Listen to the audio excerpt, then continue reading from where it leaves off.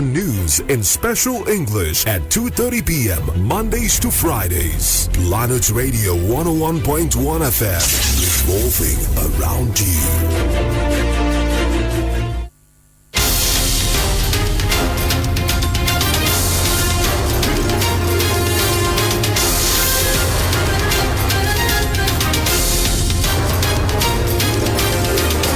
The news at noon, President Muhammadu Buhari approves naval base for Oguta, Imo State.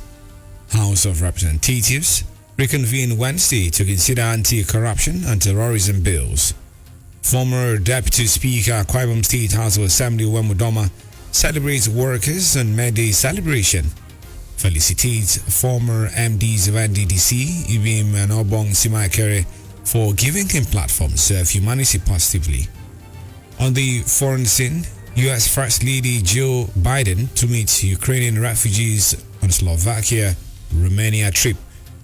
And the sports, Crystal Palace ready 12 million euros bid for Ola Aina. Details coming up shortly.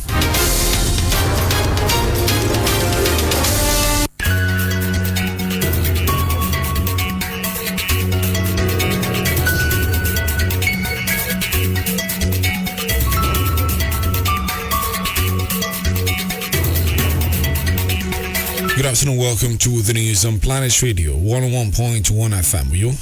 I am Bright James. Our first report this afternoon is from the presidential villa that President Muhammadu Buhari has approved the establishment of a naval base in Oguta, Imo State. This was contained in a statement issued by the Senior Special Assistant on Media and Publicity Garba Shehu. According to the statement, President Buhari, in a solemn message to Muslims and Nigerians in general, commemorating the Eid al-Fitr, also highlighted the security situation in the country and his administration's efforts at peace and security. In what appears to be a scoring of his administration, a pass mark on its way of tackling the various threats to the national peace and security, the president said that after a period of fasting and reflection this year, there is cause to welcome the occasion in hope.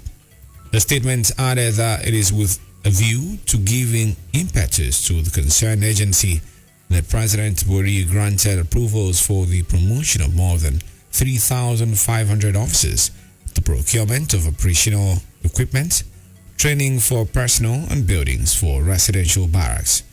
Meanwhile, the current industrial action by the four tertiary and station-based unions and uncertainty surrounding the price of premium motor spirits (PMS) were sidelined in the address of President Muhammadu Buhari at the May Day event, which held yesterday in Abuja to mark Workers' Day, also known as Labor Day.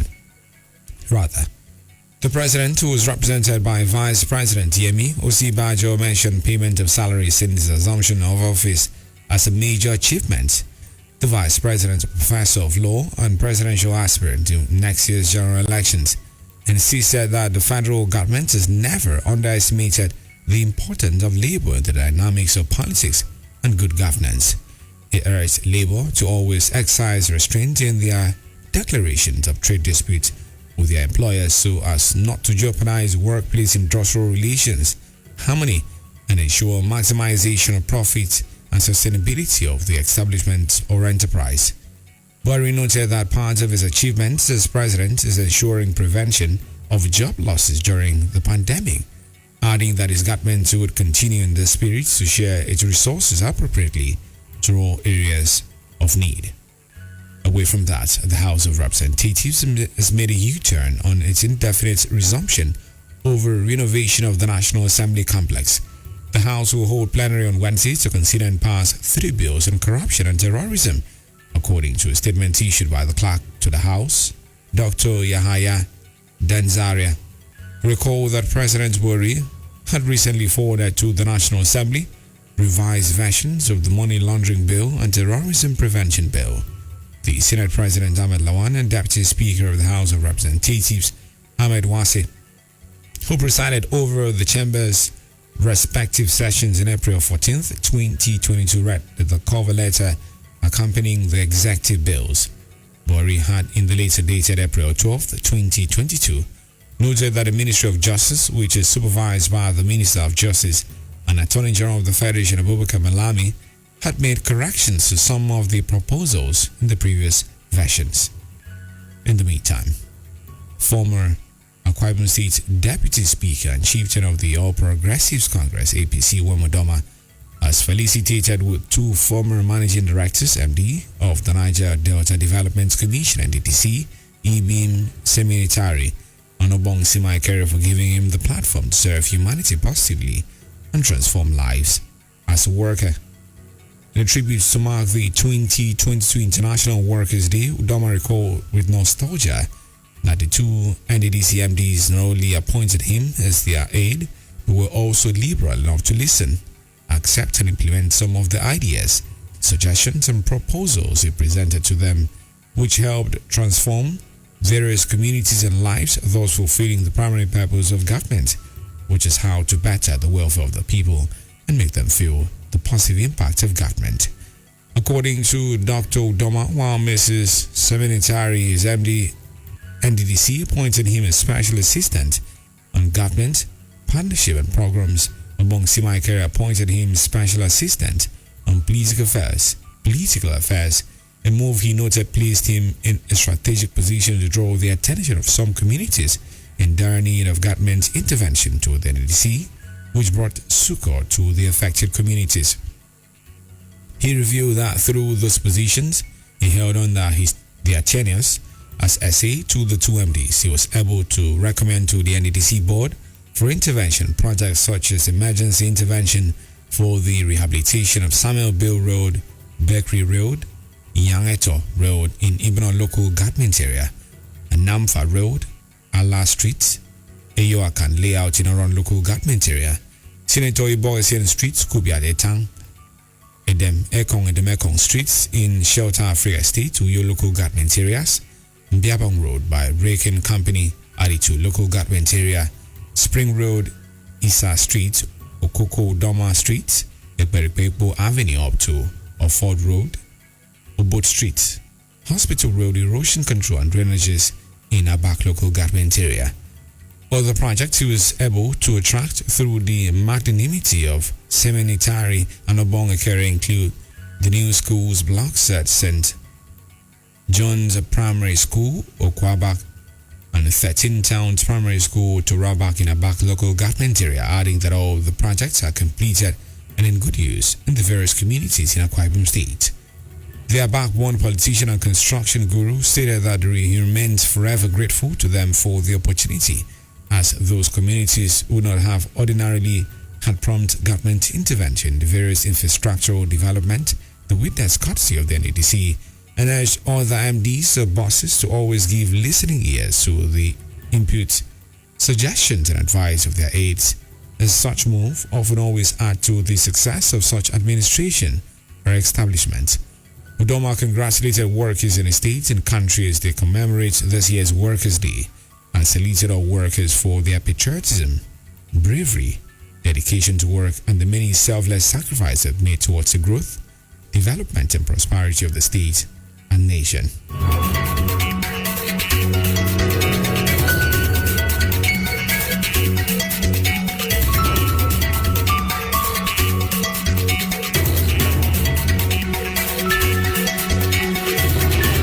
As a person, I want to express my gratitude and thanks to all the nation's employees for their tremendous efforts and abilities. Every worker is valuable and ought to be treated fairly and paid a decent wage. I especially use this day to honor the nation's workers, for without them, Akwa Ibom's or Nigeria's growth and progress would not be complete. I am wishing all the workers a wonderful 2022 International Workers' Day. God bless everyone.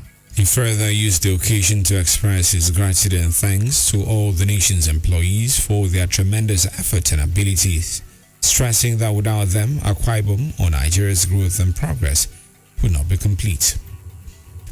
Away from that, Akwa Ibom State Governor Domi Mano has expressed satisfaction at the conduct of the People's Democratic Party (PDP) Ward Congresses in the state. Governor Mano, who made this position known in an interview with journalists shortly after participating at the Ward Congress at this ward, Awa Ward 1, Ona local government, commended party faithful for their peaceful conduct and large turnout during the congresses. He also congratulated the winners while appealing to those who did not make it during the Congress to accept the decision of the party members.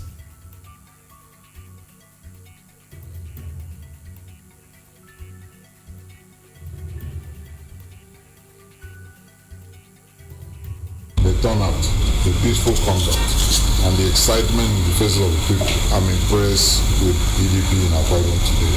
I couldn't have expected anything far from what I got there. I think they actually surpassed my own expectation. I think this is a sign of good thing that PDP is ready and willing to do much more than at the state level and even at the national level. Demonstration of today's conduct of the three-man ad hoc delegate congresses is a clear understanding of what lies ahead for us as a party. The World Congresses were organized to elect 3 ad hoc delegates from each ward in the state who will participate in the nomination of party candidates for the 2023 elections. On safety at work, people have been advised to let their words contain light, love, and power, and the older generation and most enlightened people should at all times instill knowledge in the younger generation to ensure good health and safety in the workspace. Speaking with Planet News on positive ways to introduce safety to all work environment, the head of Department Physical and Health Education, University of Uyo, and the public health expert, Professor Okeme Eyo, noted that to change an individual is not easy, as some people are naturally deviant in nature according to sociology, but further proffered some solutions like watching the way we think and live, as well as what we eat and drink, amongst others. To change, especially an adult, it is not easy. To change, your word must contain light, life, and power, the 3 essentials. Your words must also contain organizing principles as well as what? Guided principle, creative principle. So that when the words get to the mind, see this light here. The right light brings about motion. Light plus motion brings about what? Positive change toward optimal health, the right path of God. In every 12, there must be a Judas Iscariot. So that this one person does not bring sicknesses and diseases to others in your team. You as a leader, not everybody will accept you. So you must use upper reasoning of thought. Monitor that person. So if the person does not bring what? Diseases into the environment. Further speaking, Professor, you appeal to government at all levels to provide policies that will preserve the working environment and keep it safe. After God is government, but this government are human beings. It boils down to who did you appoint, who did you choose, who did you promote to get to that place to make good decisions. Government can collaborate. We need a minister of public health in Nigeria. The government will now bring people. You go to talk to these people on this street. You go to this street, talk to welder, you talk to mechanic. See, by producing billions of naira of dollars, it's ingenuity. You apply it. So government and human beings who now organize people, training and retraining, send them out to places. Public health is a part and parcel of life. An act of prevention is better than what? A pound of cure. You're listening to the news on Planet Radio 101.1 FM. Let's take a breather and then bring more stories from our foreign, sports, and sins. Do stay with us. Locked in core values. Planet 101.1 FM, Uyo.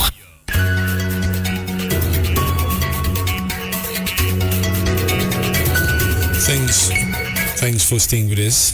Now on the foreign scene.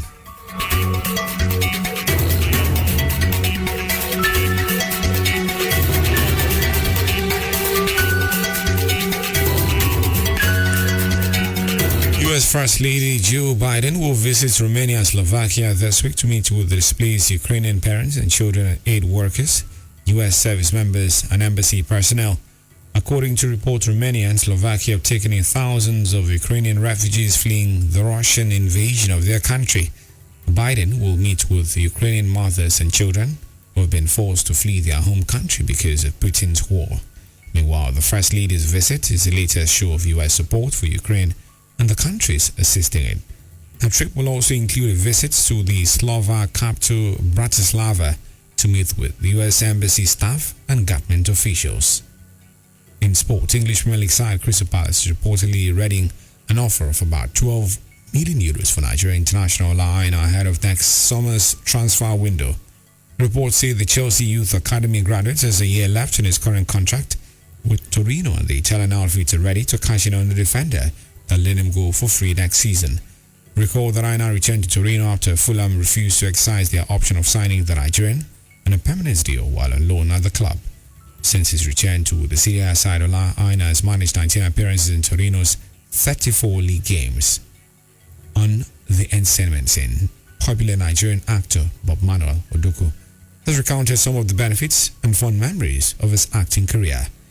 In an Instagram live interview, Odoku narrated how he got a seat upgrade while aboard an airplane just because of his fame. The actor also narrated how he found out that he had a large fan base in the Caribbean, especially in Haiti and Jamaica.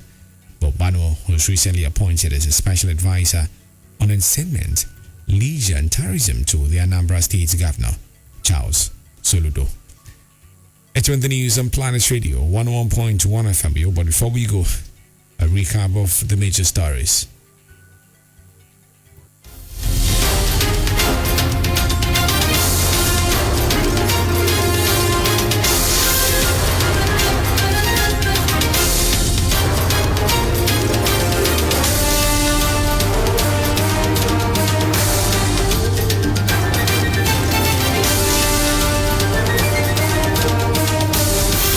In the news, we told you President Muhammadu Buhari has approved the establishment of a naval base at Oguta in Imo State.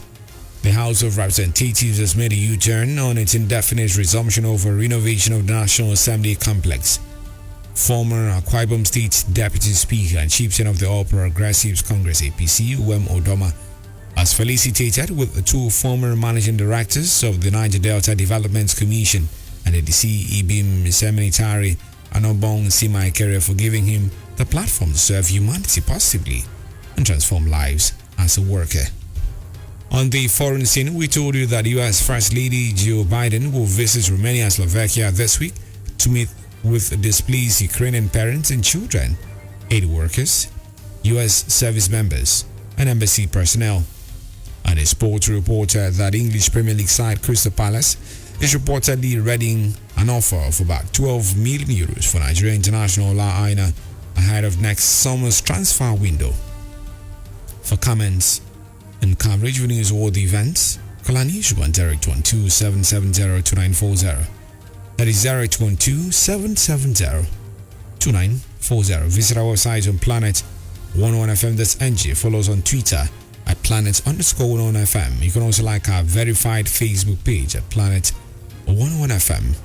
Uyo. The news was edited by Isaiah Udo and Jane Owa. To end the news, always remember that the key to success is to focus on your goals and not obstacles. I am Bright James. Good afternoon and thank you for listening.